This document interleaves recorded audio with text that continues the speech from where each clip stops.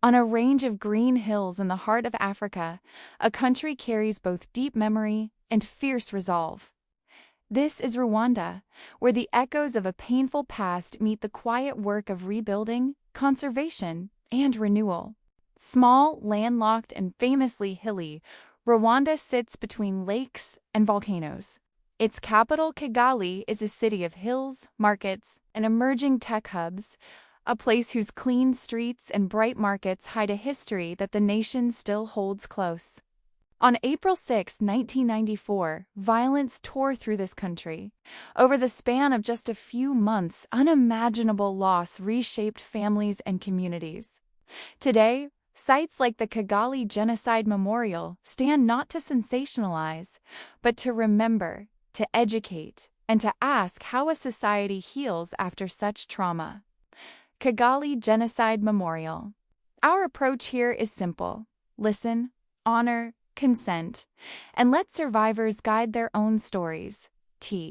But the story of Rwanda is not frozen in that moment. It's a story of recovery, often cautious, sometimes contested, but unmistakably modernizing. In the decades since, Rwanda has focused on rebuilding infrastructure, expanding education and healthcare, and attracting investment. Cleanup campaigns, city planning, and ambitious national projects have reshaped Kigali's image and drawn international attention. This progress is real, and yet the path is complex.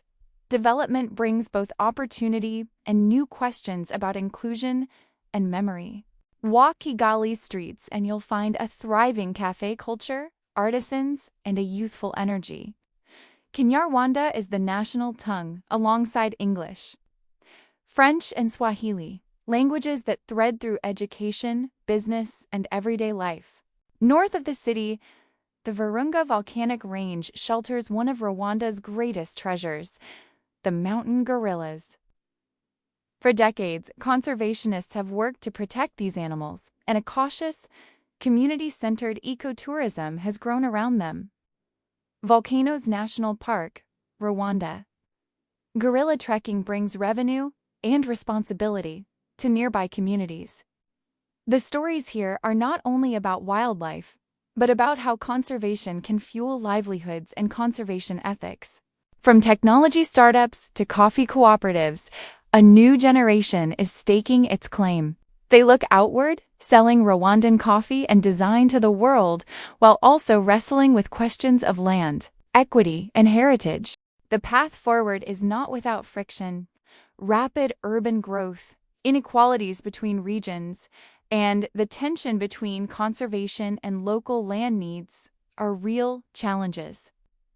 Honest progress requires listening to many voices, not just the loudest headlines. To truly understand Rwanda, we must hold both the grief and the hope. Visit memorials, support community-led tourism, and read widely. History and healing are both part of the landscape.